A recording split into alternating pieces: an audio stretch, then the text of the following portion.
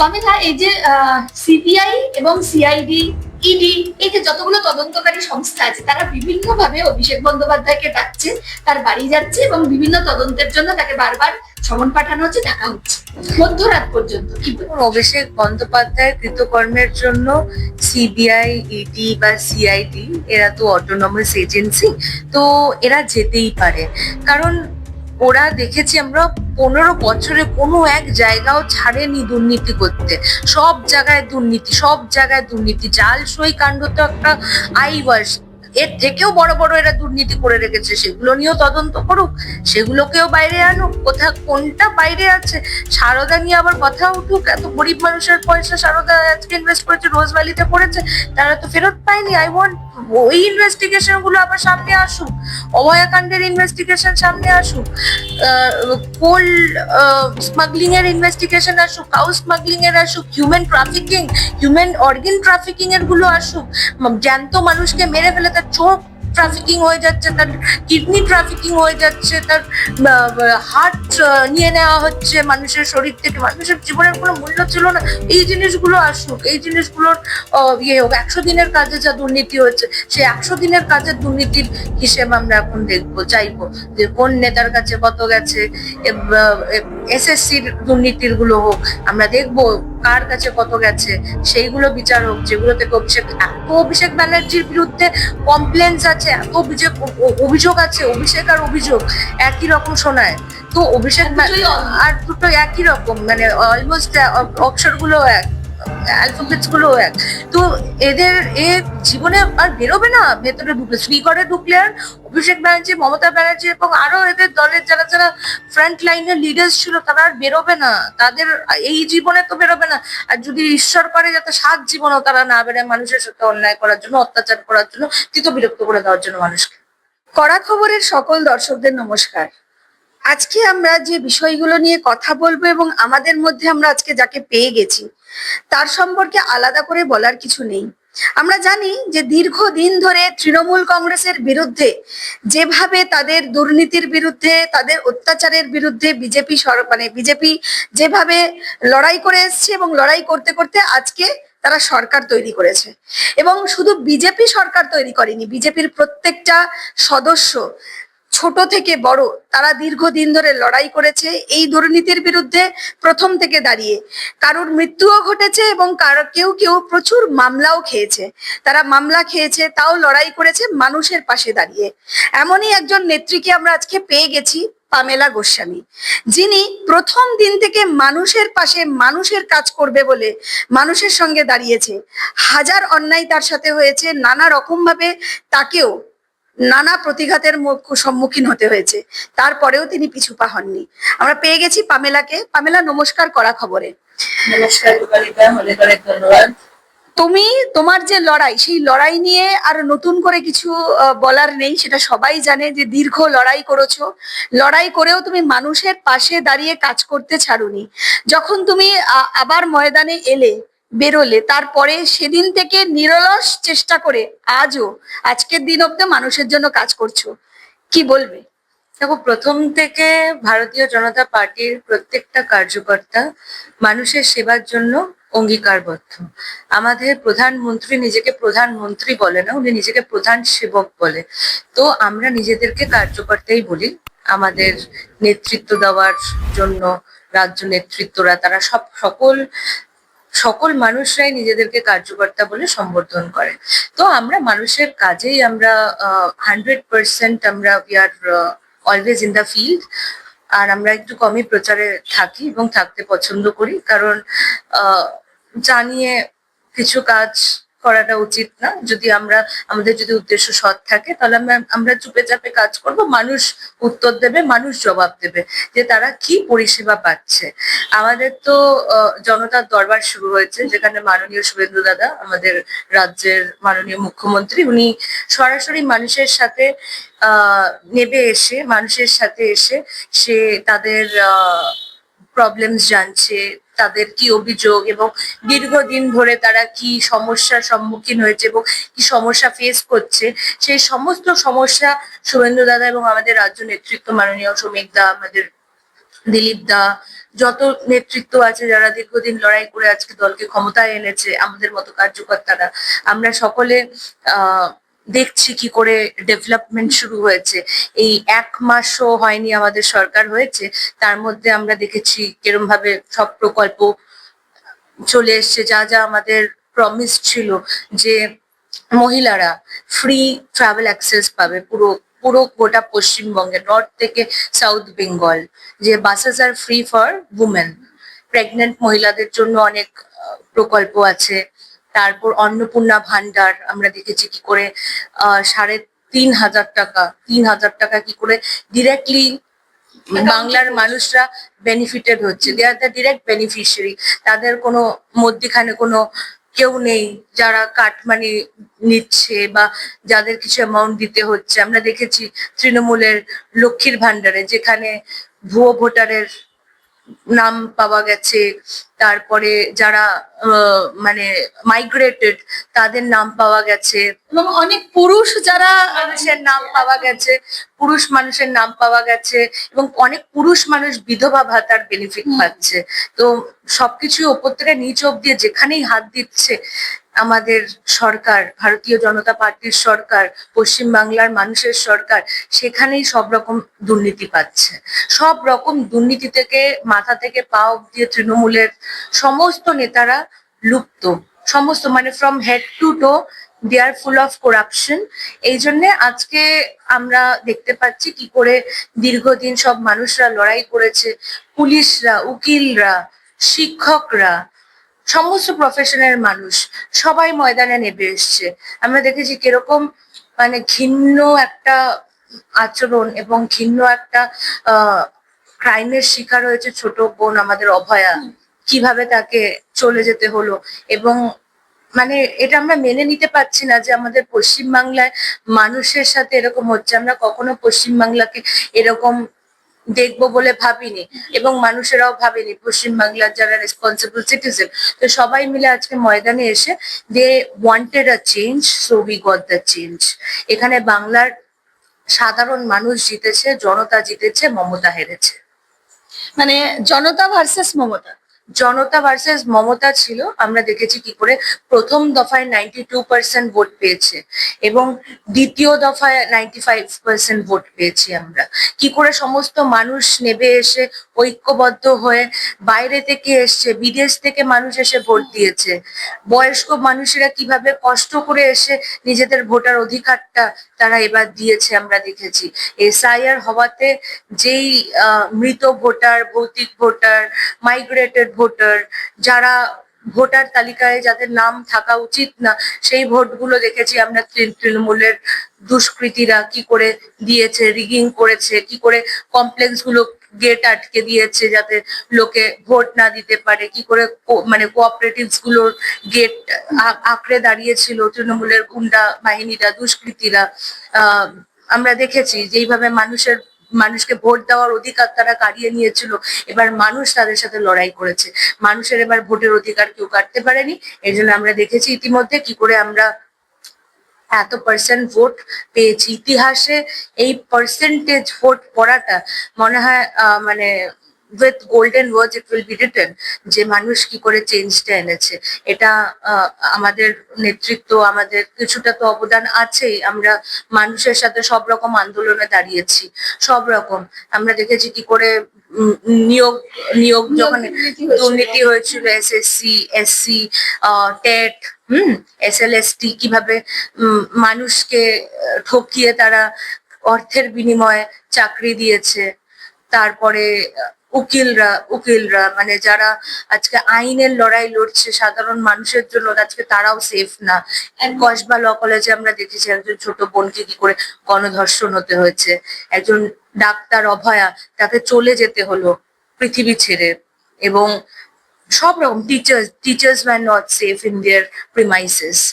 মানুষ একদমই সেফ ছিল না বাংলায়। আর মুখ্যমন্ত্রী পুরোপুরি সরাসরি হাত তুলে নিয়েছে যখন ফোর্থ পিলার অফ ডেমোক্রেসি ওনাকে কোয়েশ্চেন করেছিল যে কি করবে বাংলার মেয়েরা যদি এরকম করে, তাহলে কি তাদের মূল্য 10 লক্ষ টাকা।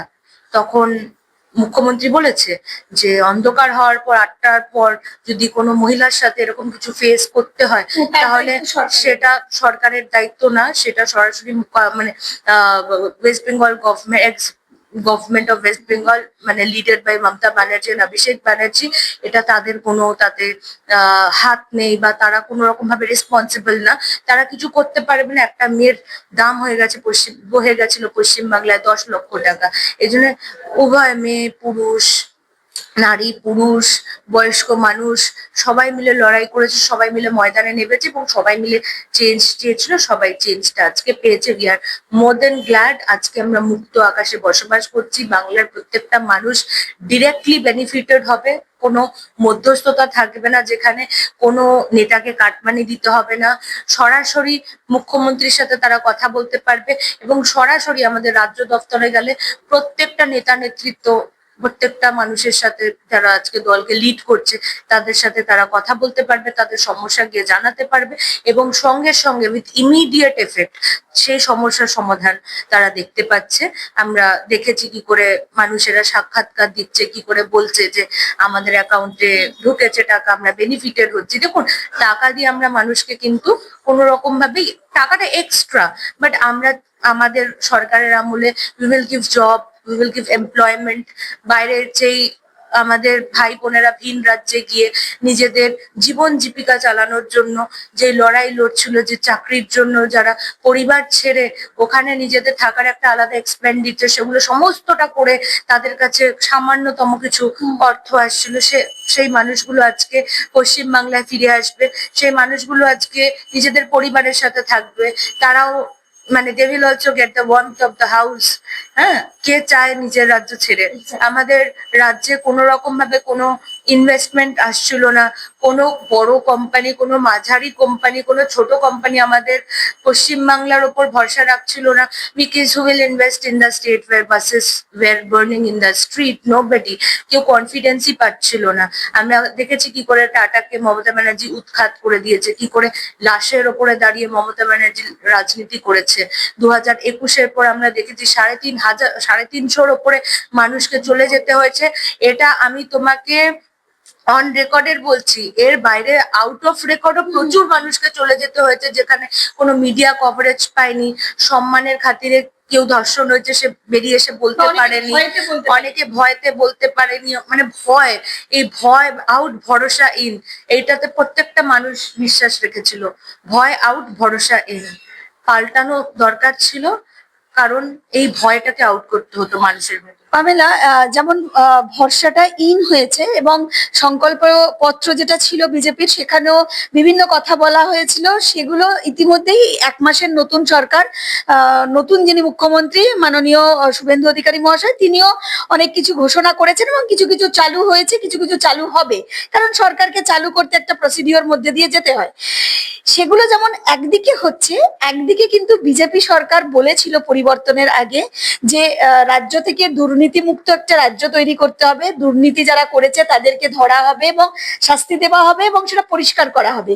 সেই কাজ কিন্তু অলরেডি শুরু, কারণ জায়গায় জায়গায়, সেটা পঞ্চায়েত থেকে শুরু করে বুথ স্তর থেকে শুরু করে একদম শহরতলি বিভিন্ন জায়গায় কাউন্সিলর, পঞ্চায়েত প্রধান থেকে শুরু করে নেতা, এমনকি মন্ত্রী, তারা জেলে ঢুকছে এবং তাদের যে দুর্নীতি সেগুলো প্রকাশ্যে আসছে, তারা ডিম খাচ্ছে। এমনকি অভিষেক বন্দ্যোপাধ্যায়, যিনি তৃণমূল কংগ্রেসের সেকেন্ড ইন কমান্ড, তাকেও দেখা গেল যে ডিম খেতে মানে পচা ডিম ছুঁড়ে মেরেছে তাকে, মানে তাকেও এই একটা পরিস্থিতি ফেস করতে হচ্ছে। তাহলে এটাও তো ছিল বিজেপির একটা কথা যে দুর্নীতিমুক্ত একটা পশ্চিমবাংলা তৈরি করতে হবে এবং যারা দুর্নীতি করেছে তাদেরকে শাস্তি পেতে হবে। তো এই যে বিভিন্ন জায়গায় ধরা হচ্ছে, চোর ধরো জেল ভরো একটা চলছে, কোমরে দড়ি বেঁধে তাদেরকে নিয়ে যাওয়া হচ্ছে, এই যে বিষয়গুলো ঘটছে, কি বল? দেখো, আমাদের দেশের প্রধান সেবক প্রধানমন্ত্রী বলে গেছিল, চুন চুনকে আমলোক হিসাব করেঙ্গে। যারা মানুষের সাথে অন্যায় করেছে, ইতিমধ্যে আমরা দেখেছি কিছু মানুষ সেই দল ছেড়ে বেরিয়ে আসছে, সেই দলের সাথে তারা থাকতে চাইছে না। 1 মাসও হয়নি দলটা কি করে কোলাপস করে গেল, কি করে দলটা মানে felt like a house of cards, তাসের ঘরের মতো দলটা ভেঙে পড়ে গেল। মানে there is no opposition today. Congress CPM তো আগেই মানে we know they had no existence in our state. আমাদের স্টেটে তাদের কোনো এক্সিস্টেন্স ছিল না, আগামী দিনেও থাকবে না। তো তৃণমূল যে এত তাড়াতাড়ি কনফিডেন্স যে নিজের দলের ওপর হারিয়ে ফেলবে, দলনেত্রীর ওপর হারিয়ে ফেলবে, এবং গোল্ডেন স্পুন মুখে নিয়ে আসা রাজপুত্র নিজেকে বলা, কি বলো তোমরা, ওই ভাইপো ভাইপো আর যুবরাজ না কি বলো, এসব আমার জানা নেই, কোথাকার যুবরাজ আমরা জানি না, কারণ যুবরাজের একটা আলাদা ডেফিনেশন আমরা শুনে এসেছি। ও মানে কোনোভাবেই চেহারাতেও মিল খায় না, স্বভাবেও মিল পায় না, এবং জীবন যাপনেও মিল পায় না, ঠিক আছে। তো ওই অভিষেক বন্দ্যোপাধ্যায় যে আজকে ডিম, যে তাকে, এটা একটা মানে আমাদের অভিনব একটা আমাদের প্রদর্শন, প্রতিবাদ। আমরা তো আর বোম মারছি না কাউকে ওদের মতো, আর কখন আমরা ভাবতেও পারি না, গুলিবিদ্ধ করার কথা মাথায় আসবে না, মানে মানুষকে এইভাবে হেনস্থা করার কথা আমাদের কোনোদিনও মানে চিন্তা ভাবনাতেও আসবে না। মানে এটা চিন্তা করলেই ভেতর থেকে আমাদের না মানে গুজবাম্পস আসে, ঠিক আছে। আমরা ভাবতে পারি না যেরকম ভাবে যারা আমাদের উপর টর্চার করেছে, আমাদের কর্মী, আমাদের সমর্থকদের উপর টর্চার হয়েছে। মানে সাউথ 24 পরগনায় একজন মহিলাকে বাড়ি থেকে বার করে পুরো মানে গোটা সমাজের সামনে, লোকজনের সামনে তার জামা কাপড় ছিঁড়ে, তার গায়ের ওপর থুতু ফেলে, তাকে থুতু ফেলে চাটিয়ে তার উপর ইউরিনেট করেছে। মানে আমরা ভাবতেও পারি না যে আইএস যেইভাবে মানে স্যার ধর সে জুদা করেঙ্গে কলম করেঙ্গে, ওই ওরকমই একটা অন্যরকম মানে মানুষ, অনেক মানুষ আতঙ্কে চলে গেছে, অনেক মানুষ আতঙ্কে মুখ খুলতে পারেনি যে তাদের পরিবার মানে বাড়ি থেকে সাধারণ মহিলাদেরকে টেনে হিচড়ে বার করে আনছে তাদের স্বামীর সামনে, তাদের বাচ্চাদের সামনে। আমরা সন্দেশকালে সেই বিভীষিকা আমরা শুনেছি, কিভাবে রাত্রেবেলা পিঠে বানাতে নিয়ে যেত, কি করে অল্প বয়সী বাচ্চা বাচ্চা লোকেদের সাথে অন্যায় হয়েছে। মানে পশ্চিম বাংলার আমাদের ইন্ডিয়ার ম্যাপে থাকতো না যদি আর তৃতীয়বারের জন্য যদি তৃণমূল কংগ্রেস ফেরত আসতো, চতুর্থবারের জন্য যদি তৃণমূল কংগ্রেস ফেরত আসতো, তাহলে আর আমরা পশ্চিম বাংলায় বসবাস করতাম না। ইলেকশনের আগে থেকে আমরা বলে আসছিলাম যে বন্ধুগণ, আমাদের এবার ঐক্যবদ্ধ হতে হবে, আমাদের এবার বিজেপি কে ভোটটা করতে হবে। যদি বিজেপি এবার না আসতে পারে, তাহলে আমাদের বাংলাদেশের মতো হয়তো কোনো ভিন রাজ্যে গিয়ে আমাদের জীবনযাপন শুরু করতে হবে, প্রথম থেকে শুরু করতে হবে, এবং অবহেলিত হব, যেখানেই যাব অবহেলিত হব। কে নিজেদের জায়গা ছাড়তে চায়, কে মানে ওই বিভীষিকাটা আমরা মনে করে আজকে এই পরিবর্তনটা পেয়েছে। এই পরিবর্তনটা পুরো বাংলার মানুষের প্রচেষ্টার পরিবর্তন। এটা একা কেউ এই পরিবর্তন আনতে পারতো না। তোমাদের একটা বিরাট বড় ভূমিকা আছে, বিরাট বড় তোমাদের হাত আছে। যেইভাবে বাংলার মানুষের জায়গায় জায়গায় গিয়ে, গলিতে গলিতে গিয়ে তোমরা যেভাবে বাংলার মানুষের চোখের জল, বাংলার মানুষের হাহাকারের কণ্ঠস্বর যেইভাবে সবার অব্দি নিয়ে এসছো, সব মানুষ অব্দি নিয়ে এসছো, তার জন্য জানতে পেরেছি যে ত্রাণ দুর্নীতি থেকে কি মানুষের মানে রেশন দুর্নীতি, যেই দুটো মানে খাবার খেয়ে মানুষ দুবেলা নিজের জীবনযাপন চালায়, সেই খাবার তারা হাত দিয়ে দিচ্ছে। মিড ডে মিলে বাচ্চারা ডিম পর্যন্ত পেত না, সেটা নিয়ে দুর্নীতি করে তারা বড় বড় অট্টালিকা বানিয়েছে। আমরা দেখেছি কিভাবে তৃণমূলের পঞ্চায়েতের ছোট মাঝারি লেভেলের নেতারাও কত অর্থ নিজেদের সংগ্রহ করে কত কিছু করেছে নিজেদের। মানে ভাবাই যায় না যে মানে they are not human. I think মানুষের জন্য একটুকু ওদের হৃদয় কাঁদেনি, মানুষকে মানুষই কখনো মনে করেনি।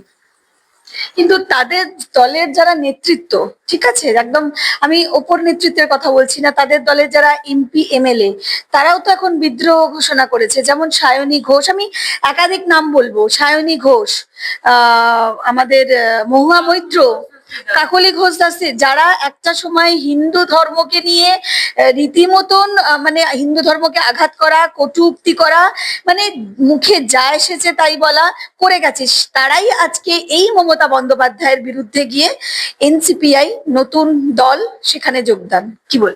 দেখুন, তাদেরকে ভারতীয় জনতা পার্টি নেবে না। তারা অনেক চেষ্টা করেছিল ভারতীয় জনতা পার্টিতে ঢুকে নিজেদের অস্তিত্ব বাঁচানোর লড়াই লড়ছে তারা। পামেলা, এরাই কিন্তু একটা সময়ে ওয়াশিং মেশিন বলতো এই বিজেপিতে, যে বিজেপিতে গিয়ে ওয়াশিং মেশিনে পরিষ্কার হয়ে যাচ্ছে, তাহলে এরাই আজকে কেন আসতে চাইছে বিজেপিতে? মানে কোথাও কি দুর্নীতি থেকে বাঁচার জন্য? কারণ তাদেরও খাতা খুলবে তাই। দেখুন, অনেকে অনেক রকম কথা বলেছে, অনেকে অনেক কটূক্তি করেছে। আমরা দীর্ঘ 15 বছরের লড়াই লড়ছি। আমরা দেখেছি কিভাবে আমাদের সমস্ত জিনিসটাকে, সমস্ত হ্যাকেলটাকে আমরা ফেস করেছি। এই যে মানুষরা আজকে বড় বড় কথা বলছে, তারা কি কোনো রকম ভাবে দুর্নীতির বাইরে?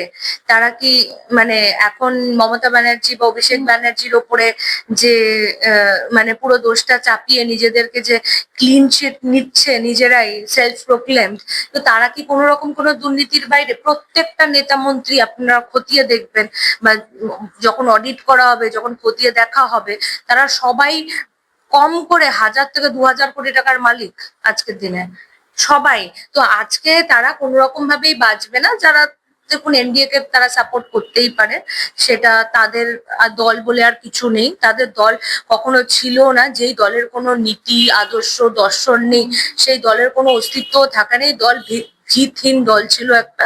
এই দলের কোনো জমিন মজবুত ছিল না। তো এই দলের কোলাপস হওয়াটা ইনএভিটেবল ছিল, এটা আমরা সকলে জানতাম। যেদিন এই দল সরকার থেকে যাবে, সেই দলের আর কিছু থাকবে না। এই প্রথমবার মানে সিপিএম যাক, যে কোনো দল আসুক, যখন মানুষের এই চিন্তাধারা হয়ে গেছিল 34 years অফ মিস গভর্নেন্স, তারপর তারা চেয়েছিল যে কোনো গভর্নমেন্ট আসুক, তৃণমূল মানে সিপিআইএম যাক। ওই সময় তৃণমূল কংগ্রেস নামক এই আঞ্চলিক দলটা এনডিএ সাপোর্ট নিয়ে তারা সরকারে এসছিল। তার প্রথমবার মানুষ হয়তো মমতা ব্যানার্জিকে ভোট দিয়েছিল, প্রথমবার। সিপিএম যাক, কেউ আসুক, যে কোনো দল আসুক, তারপর থেকে আর মানুষ নিজেদের ভোটের অধিকার দিতে পারেনি। আমরা সকলে বলেছি প্রথমে ভোট দান, তারপর জল পান, কিন্তু সেই ভোট স্টেশন অব্দি, ভোট পোলিং বুথ অব্দি কেউ যেতে পারেনি। তার আগেই আমরা দেখেছি কি করে অশান্তির শিকার হয়েছে বাংলার সাধারণ মানুষ। কারোর পায়ে গুড়িবৃদ্ধ হয়েছে, কাউকে লাঠি দিয়ে মেরে আঘাত করে তাকে বাড়ি পাঠিয়ে দেওয়া হয়েছে। এই সমস্ত বিশৃঙ্খলা দেখে আরো চারিদিকের মানুষেরা ভয়েতে ভোট দিতে যেতে পারতো না। প্লাস এসআইআর এর আগে আমরা দেখেছি কত রকম ভোটার ছিল, কত রকম ভৌতিক ভোটার ছিল, মৃত ভোটার ছিল, অস্তিত্বহীন ভোটার ছিল, মাইগ্রেটেড ভোটার ছিল। তো এই সমস্ত ভোটারের যখন নাম কেটে বাদ গেছে, তখন আমরা দেখেছি যে মানে সঠিক তালিকা আমাদের কাছে এসছে, যেই মানুষগুলো আপাতত বাংলার ভোটার এবং এই মানুষগুলো বাংলায় আছে, জীবিত আছে, আমরা ভোট দিতে পেরেছি। তো ওই ভোটগুলো যখন কেটে বাদ চলে গেছে, তখন আমরা দেখেছি যে তৃণমূলের ভেতর থেকে তারা শিউরিয়ে উঠেছিল। তখন থেকেই তারা জানতো যে তাদের পায়ের তলার মাটিটা আস্তে আস্তে সরে যাচ্ছে। তখন থেকে তারা শুরু করেছে মমতা ব্যানার্জি কি করে গিয়ে লড়াই করছে। একজন মুখ্যমন্ত্রী থাকাকালীন যে কেউ কেস লড়তে পারে আমাদের জানা নেই। উনি জর্জিয়া ইউনিভার্সিটি থেকে পড়াশোনা করেছে, যেই কলেজের কোনো হদিস নেই। উনি ওখান থেকে এলএলবি পাস আউট করেছে, যে কলেজের আমরা মানে খতিয়ে দেখার পর আমরা দেখতে পাইনি যে সেই কলেজ আজকের দিনে অস্তিত্ব নেই, এক্সিস্টেন্স নেই সেই কলেজের। সেই কলেজ থেকে উনি এলএলবি পাস করে মুখ্যমন্ত্রী চেয়ারে বসাকালীন উনি গিয়ে কি করে যে ইয়ে করলো, ওনাকে তো কোর্ট প্রেমাইসিসেও মানে মানুষ চোর চোর বলে তাড়া করেছিল, আমরা দেখেছি। মানুষ একদম তিতবিরক্ত হয়ে গেছিল এই সরকারের উপরে। মানুষ চাইনি আর এই সরকার ফেরত আসুক, এবং তাদের নেতৃত্বরাও তাদের উপরে ভরসা হারিয়েছে, আস্থা হারিয়েছে। এই জন্য এত বড় বড় কথা বলার পরও তারা আজকে এনসিপিআইএ, national citizen party of India বলে একটা শরিক দলে আজকে যোগদান করেছে। তারা এনডিএ এর সাপোর্টে থাকতে চাইছে, কারণ তারা সব রকম দুর্নীতি করেছে এবং তারা নিজেদের পিঠ বাঁচানোর জন্য আজকে এই রাম নাম করছে। এতদিন না, সব থেকে মানে বড় রাম ভক্ত হয়েছিল ঋষি বাল্মীকি মুনি, যে মরা মরা মরা মরা মরা মরা বলতে বলতে রাম বলে ফেলেছে। তো ওরা মরা মরা মরা বলতে বলতে আজকে রাম বলছে। মানে this is also a history And which সেই ইজ গেটিং সময় রিপিটেড। সেই সময় তাদের নেত্রী হুম। যিনি ছিলেন মানে হ্যাঁ, মমতা হ্যাঁ, বন্দ্যোপাধ্যায়, হ্যাঁ, তিনি জয় শ্রীরাম শুনলেই সেটা গালাগাল মনে করতেন এবং লোককে তেড়ে যেতেন। একদম তো তখন একদম একদম। তাদেরকেও ওই জন্য বলতে হয়েছে তাই মরা, জন্য মরা, মরা, মরা। একদম একদম তার জন্য আজকে রামে এসে আটকেছে। রাম দিয়ে শুরু, রাম দিয়ে শেষ। মেরে মন মে রাম, মেরে তন মে রাম, মেরে रोम रोम में राम रे, राम सुमिर ले ध्यान लगा ले, छोड़ जगत के काम रे, বলো জয় শ্রীরাম। এত সকলকে আমাদের জয় শ্রীরাম বলতে হচ্ছে, এটা একটা হিউজ অ্যাচিভমেন্ট। একদম। এটি আমাদের আমার চোখ ছলছল হয়ে গেছে।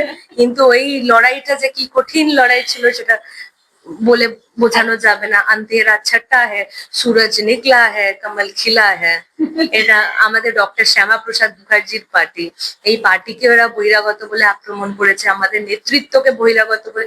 আমাদের তো এদেরকে মাথায় করে রাখা উচিত, কারণ আমাদের বাংলার মাটির পার্টি এটা, ডক্টর শ্যামা প্রসাদ মুখার্জির পার্টি, যাকে বাংলার বাঘ আশুতোষ মুখার্জি, বাংলার বাঘ যাকে বলা হতো, তার ছেলের party. He is the founder of the party. তো এই পার্টি কি করে বহিরাগতদের পার্টি হবে? মানে তাহলে তো গুজরাটের লোক বলবে যে এটা বহিরাগতর পার্টি, কারণ বাংলার মাটির পার্টি, ভারতীয় জনসংঘ আগে শুরু হয়েছিল, তারপর later on it got named by Bharatiya Janata Party. তো ডক্টর শ্যামা প্রসাদ মুখার্জি যে বলিদান দিয়েছে, যে ওনার ত্যাগ, যে মানুষের জন্য আজকে আমাদের আজকে এই স্বাধীন ভারতের জন্য যে উনি বলিদান দিয়েছে, সেটা মাথায় নিয়ে আজকে বাংলার মানুষ ভারতীয় জনতা পার্টিকে বাংলায় এনেছে, এবং এটা আমাদের কাছে একটা হিউজ অ্যাচিভমেন্ট।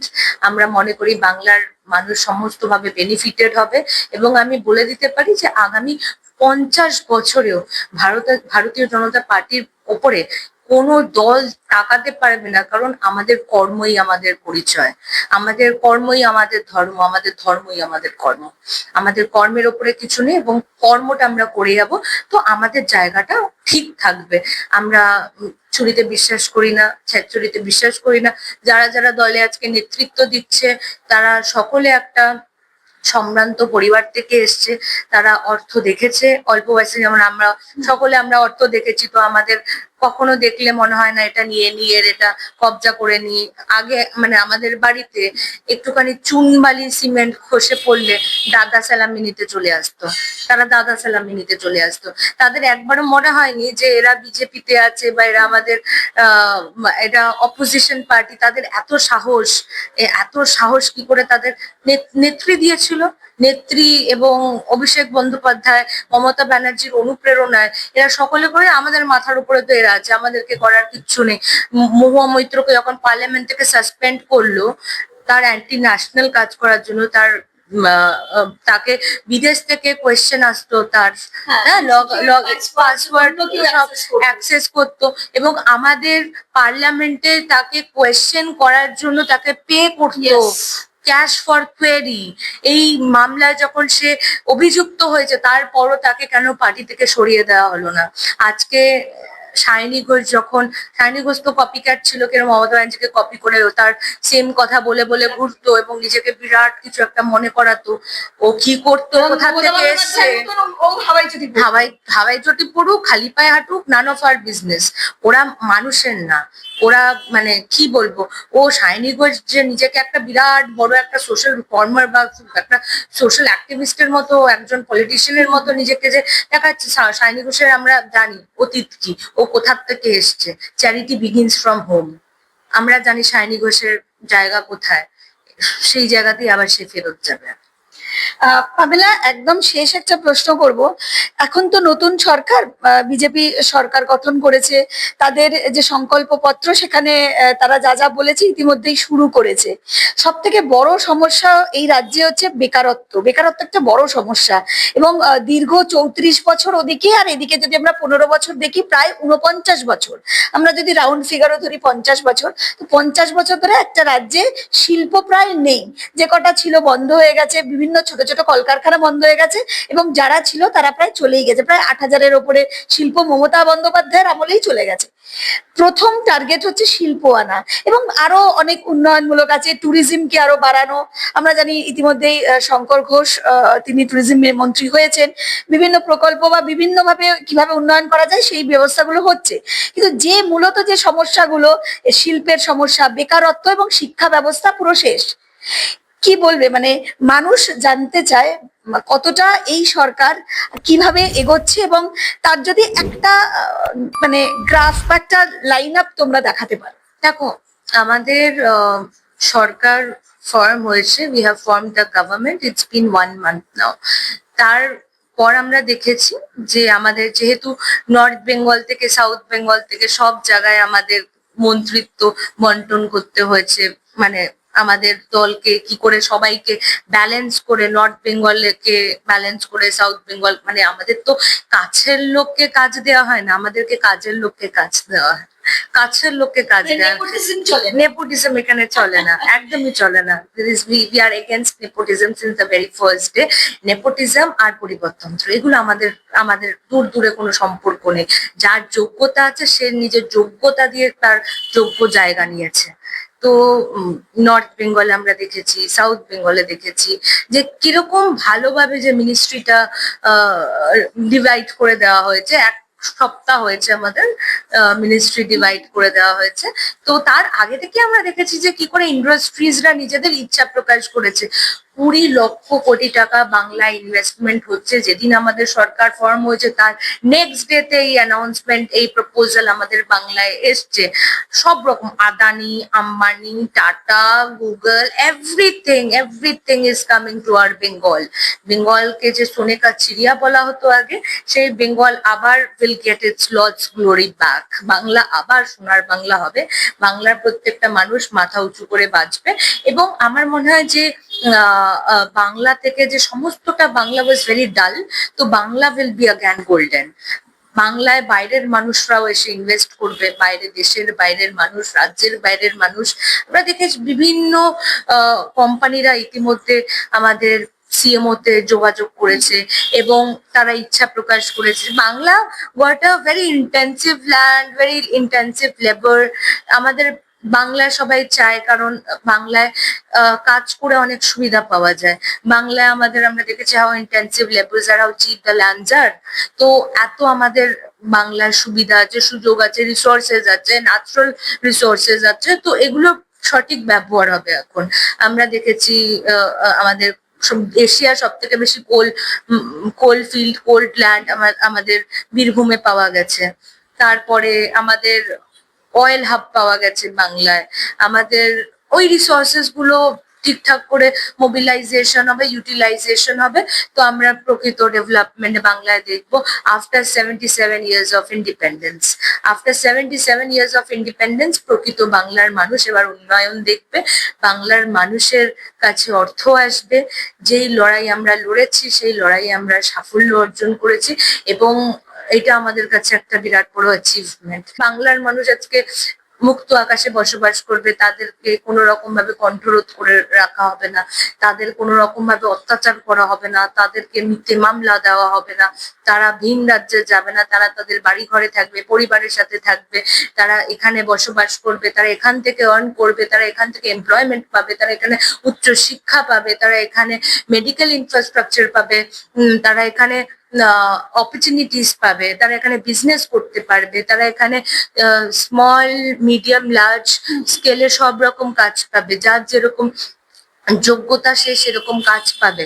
তো উই আর ভেরি হ্যাপি। মানে আমরা এতটাই, মানে পাস্টে আমাদের ট্রমা আছে না, যে আজকে আমরা উপভোগই করতে পারছি না। আজকে আমরা মানে 15 বছরের বুঝতেই পারছি না যে আমরা সত্যি সত্যি আজকে we have achieved it. মানে this is something big for us, very very big for us, and more than that we are happy for the people of Bengal. More than that, I am really glad because we did it. At the end of the day, it happened. It happened. So it's something which has been like, you know, a dream come true. এটা আমাদের কাছে একটা স্বপ্ন, যেটা সত্যি হয়েছে, যেটা বাস্তব হয়েছে। সেই কালো মেঘের ছায়া আজকে নেই। আজকে আমরা যে পরিবর্তনটা, প্রকৃত পরিবর্তনটা চেয়েছিলাম, সেই প্রকৃত পরিবর্তন পেয়েছি। মমতা ব্যানার্জি পরিবর্তন করে সামাজিক পরিবর্তনের থেকে ও নিজের পরিবর্তন এনে নিয়েছিল। হাওয়াই চটি পরে আর সাদা শাড়ি পরে তো আর নিজের দুর্নীতিকে লুকানো যায় না। তাদের মমতা ব্যানার্জি যে জায়গায় থাকছে, যেখানে তার ঘর, সেটা তো অবৈধ, আমরা জানি। সেটা কলকাতা পোর্ট ট্রাস্টের জমি। তো তার বাড়িতে যদি সিআইডি যায়, আমাদের সৌজন্য বোর্ডটা আছে, আমরা আমাদের সরকার থেকে তার বাড়ি গিয়ে ভাঙিয়ে দেওয়া হয়নি। ওনারা থাকলে হয়তো আমাদের বাড়ি ভাঙিয়ে আমাদের অ্যারেস্ট করে নিয়ে চলে যেত।